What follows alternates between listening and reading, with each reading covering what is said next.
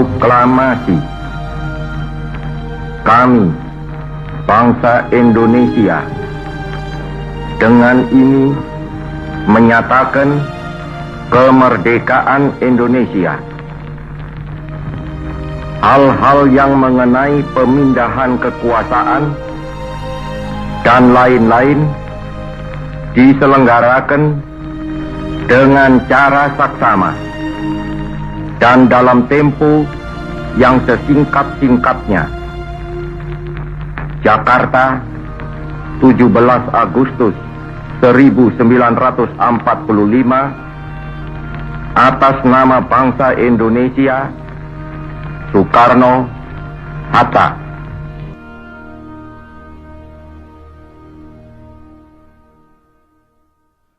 Bapak HM Bambang Sulistomo, SIP MSI. Waktu kami sediakan untuk digunakan oleh Bapak Bambang, Ketua Umum IPKI. Terima kasih. Selamat siang, Bapak-bapak, Ibu-ibu sekalian, para pejuang IPKI, para pejuang yang ingin mempertahankan Pancasila di negara kita, dan yang ada di Jakarta maupun di daerah. Saya mengucapkan salam kemerdekaan. Pertama, salut bangsa yang pertama yang dicetuskan pada bulan September tahun 1945 adalah salut merdeka. Saya minta kita semuanya menyambut salut merdeka. Merdeka! Merdeka! Merdeka! Ya. Saudara sekalian, IPKI memang seharusnya memperingati Hari Kemerdekaan karena IPKI membawa nama Ikatan Pendukung Kemerdekaan.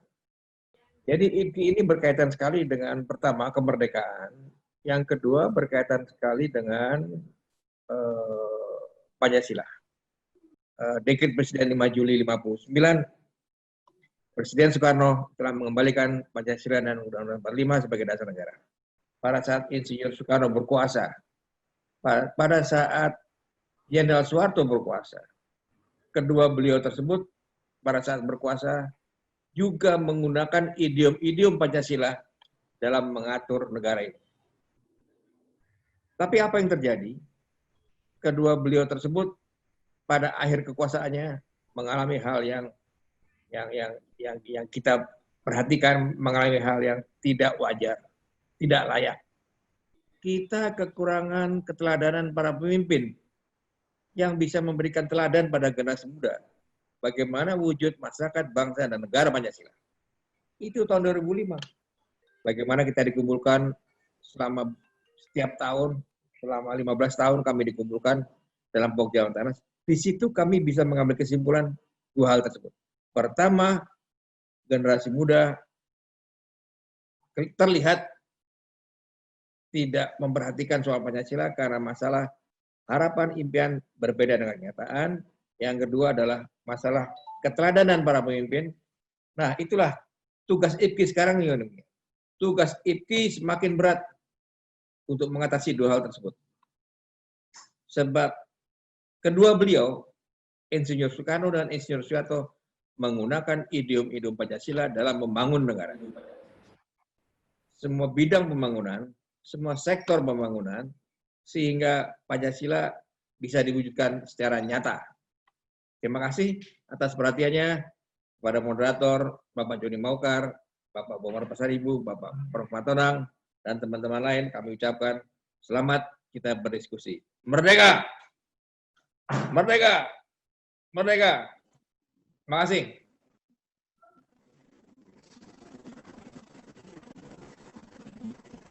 Sambutan dari Ketua Umum IPKI, Bapak Bambang Sulistomo. Langsung saja kita akan masuk kepada sesi tanya jawab yang kami persilakan untuk sesi pertama ini. 3 orang saja lebih dulu. Jadi ulang saya lanjutkan dalam Perang Kemerdekaan 1945-1950 dari berbagai daerah di seluruh Indonesia dengan tekad bulat disertai perasaan yang penuh hikmat akan kesucian perjuangan teman-teman yang telah gugur dalam medan bakti dan kini beristirahat dalam makam-makam pahlawan dan tulang belulang suci yang masih berserakan di hutan-hutan dan di gunung-gunung. Hasrat usaha ini terlepas sama sekali dari ikatan organisasi yang didirikan oleh beberapa saudara ex-pejuang dan perwira-perwira sekarang, dan terlepas pula seluruhnya dari pengaruh partai politik manapun juga. Pancasila itu, Golmer Horas Hutagaol, Pancasila itu katanya selalu diuji, berapa kali diuji, tahun 48, tahun 65, tapi pada dasarnya setiap pilkada, pilpres, atau pilgub, atau pileg, ternyata Pancasila itu diuji. Selalu diuji, terutama di sila Persatuan Indonesia. Persatuan Indonesia itu ketika pilkada atau pemilihan-pemilihan apapun dia, itu diuji. Ada yang bisa menampilkan intoleransi di dalam materi kampanyenya atau gaya-gaya kampanyenya. Apa yang kita lakukan, Prof, untuk memperkecil hal-hal ini tidak dilakukan? Membuat way of living atau Pancasila ini bisa masuk ke ranah-ranah generasi muda. Tokoh-tokoh superhero yang dimunculkan bukan Pancasila. Ada Gatot Kaca, ada Gundala. Profesor-profesor kita yang berkulat tentang falsafah di Pancasila di mana kok tidak mengingatkan itu muncul. Bisakah itu kemudian diingatkan ke regulator kita misalnya? Gitu.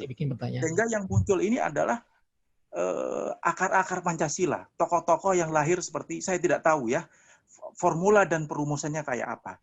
Tapi munculnya tokoh-tokoh superhero, seperti tokoh superhero Indonesia, kekinian itu ada Gundala, ada Gatot Kaca, itu tidak bisa disalahkan. Tapi mestinya bisa ada semacam internalisasi nilai Pancasila ke tokoh-tokoh itu, sekaligus sebagai sarana bagaimana mengkampanyekan Pancasila melalui cara hidup anak-anak muda sekarang. Profesor, demikian yang bisa saya sampaikan. Terima kasih Pak Joni.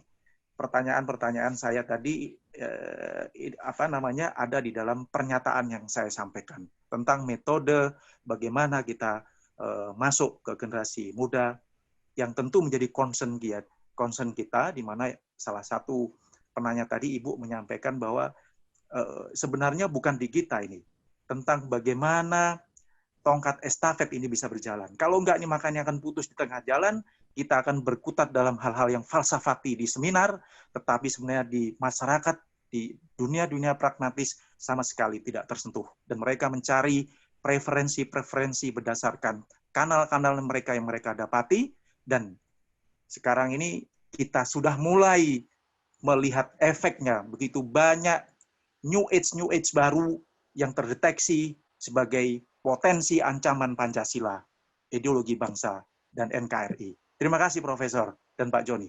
Assalamualaikum. Indonesia ini lahir bukan sebagai suatu negara, awalnya bukan sebagai suatu negara. Indonesia lahir karena konsensus. Oleh karena itu, masih ada carry over problem, masih ada residu kemerdekaan Indonesia yang sampai hari ini belum tuntas. Itu yang saya belum lihat di penjelasan daripada Pak Bomer tentang tantangan Indonesia menuju 2045. Apa effort, apa upaya yang bisa kita lakukan untuk menghilangkan carry over daripada residu kemerdekaan ini supaya kita nanti 2045 kencang berlarinya. Bagi saya anggap ini kalau Indonesia ini ibarat kapal, jangkarnya itu masih di bawah, Pak. Jangkar itu adalah residu kemerdekaan itu. Selama jangkar belum kita angkat, kita tidak akan bisa melaju seperti yang Bapak gambarkan. Maka pertanyaan saya ulang lagi, apa upaya-upaya atau effort kita untuk menghilangkan residu kemerdekaan ini? Terima kasih. Tadi tanggapan sekaligus mengandung pernyataan, tapi juga Bung Joni ada pertanyaan. Jadi ada pernyataan, tapi terkandung pertanyaan kepada teman-teman ini, tapi rangkuman daripada apa yang diutarakan oleh Ibu Dr. Charleti, Pak Paul, Pak Solihin maupun yang terakhir oleh Pak Silahi tadi. Sehingga dengan rangkuman ini mungkin nanti bisa kita perjelas satu persatu pertanyaan yang disampaikan. Pertama dulu mengenai apa yang diutarakan oleh Ibu Charleti. Saya tadi dengan paling awal terus terang tidak bisa kita pisahkan 3 fungsi fundamentals dari Pancasila ini di dalam semua bidang kehidupan. Saya khawatir kalau kita hanya menitik beratkan satu di antara 3 ini, mungkin akan tidak tercapai satu yang bersifat total, holistik, atau comprehensive approach, atau yang lazim oleh Supomo disebut dengan paham integralistik, yaitu fungsi fundamental pertama. Pancasila itu dasar negara. Itu harus harga mati, super harga mati. Semua kehidupan bernegara di pusat, di daerah, eksekutif, legislatif, yudikatif, insepakatif, semua harus adalah berbasis kepada dasar negara Pancasila. Yang kedua, way of life. Tadi kawan-kawan saya lihat banyak bicara di way of life. Perilaku hidup. Bagaimana pandangan hidup. Perilaku hidup. Kelakuan kita sehari-hari. Bagaimana kejujuran, kebenaran. Terjauh daripada yang bertentangan dengan Pancasila. Itu bagian yang kedua. Way of life. Tapi yang tidak kalah pentingnya adalah prinsip fundamental yang ketiga sebagai Pancasila ideologi nasional. Mohon kawan-kawan 3 prinsip dasar, basis dasar ini diterjemahkan di dalam satu kesatuan yang bersifat integralistik. Sebagai dasar negara, tidak bisa dipisahkan sebagai ideologi nasional dan tidak bisa dipisahkan sebagai way of life atau perilaku hidup sehari-hari. Ada masalah yang lebih fundamental. Apakah kita bernegara sebagai dasar negara sudah terwujud? Apakah secara berideologi nasional sudah terwujud? Jangan hanya way of life, hidup sehari-hari, bergaul baik-baik. Tidak benar, tidak cukup bro.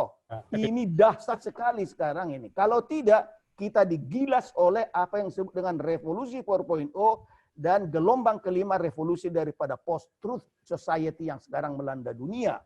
Tapi karena kita living ideology, working ideology, apapun ideologi yang melanda dunia ini, saya yakin kita bisa tetap eksis. Karena kita bisa menerima katakanlah digital, katakan revolusi digital. Kita mengenal apa yang disebut dengan Peter Diamandis 6Ds exponential growth. D1 adalah revolusi digitalization. D2 adalah revolusi deception. Ketiga adalah revolusi disruption. Disruption. Keempat adalah revolusi dematerialization. Kelima adalah revolusi demonetization. Keenam adalah revolusi democratization. Yang berujung kepada abundance. Semua ini mengancam atau istilah tadi ada menguji apakah kita konsisten atau tidak dengan Pancasila. Jadi terus terang bro, apa yang sekarang kita anggap sebagai kekayaan nasional kita, unicorn misalnya, milik nasional, kalau mau jujur sekali lagi mau jujur, kita betul pendirinya, kita betul pemilik awalnya, tapi sekarang penguasa itu adalah orang asing, kalau mau jujur. Termasuk maaf aja, kawan kita namanya Dadim, yang mengatakan Gojek. Itu 100% tadinya milik dia, milik Indonesia. Tapi sekarang miliknya dia kan hanya 4,7%. Itu milik Singapura. Saya tahulah persis seperti itu bro. Nah, demikian juga Pak Solihin tadi. Bagaimana mentransformasikan ini ke dalam 6 exponential growth? Sebetulnya ini agak teoretis tapi juga praktikal. Ada 4 cara. Ada yang disebut dengan program sosialisasi. Karena Pancasila ini ada 2 nilai mendasar, tacit knowledge dan explicit knowledge. Yang dua-dua ini diterjemahkan ke dalam kehidupan dunia nyata, yaitu yang disebut program digitalization, program deception, program disruption, itu perlu adaptasi. Perlu innovation, bahkan bukan hanya inovasi biasa, disruptive innovation.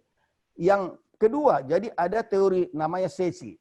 Teori SECI itu program socialization. Ini adalah program kata kunci. Kedua adalah program externalization. Mengeksternalkan, menghidupkan, jangan hanya di kita hidup Pancasila itu, ngomong aja. Tapi eksternalisasikan. Ke dalam apa? Kehidupan nyata. Kepada apa? Kepada politik. Kepada apa? Kepada juga ekonomi. Kepada apa? Kepada pemerintahan. Kepada apa? Kepada seluruh kehidupan. Dieksternalisasikan. Ketiga, itu yang kedua. Ketiga adalah program SECI, yaitu internalization. Menginternalkan ke dalam nilai-nilai yang bagus-bagus itu. Tadi disebut misalnya Pak Atondang, 24 nilai-nilai itu. Harus diinternalisasikan.